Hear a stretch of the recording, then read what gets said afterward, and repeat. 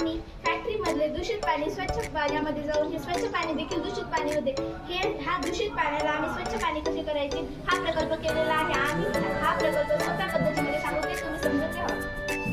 या काळात कारखाने, हॉस्पिटल, वसतिगृह याच्या बाहेर खूप अशुद्ध पाणी टाकले जाते. ते पाणी दूषित होऊन पर्यावरणाला व माणसांना याचे उपयोग सांडपाणी शुद्धीकरण करण्यासाठी पूर्णपणे शुद्ध करण्यासाठी हे सगळे केलेले आहे.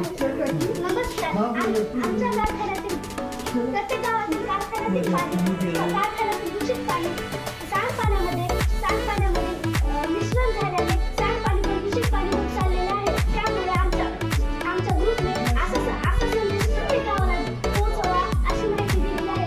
आणि युव्हीद्वारे ह्या पाण्यातील आम्ही युव्हीद्वारे सूक्ष्मजीवांचा नाश करणार आहे. या पाण्याची प्लास्टिक कचरा हे बाजूला पडून युव्हीद्वारे सूक्ष्मजीवांचा नाश होणार आहे. सूक्ष्मजीवांचा नाश झाल्यानंतर युव्हीद्वारे निघालेले शुद्ध पाणी आम्ही शेतीसाठी वापरणार आहे.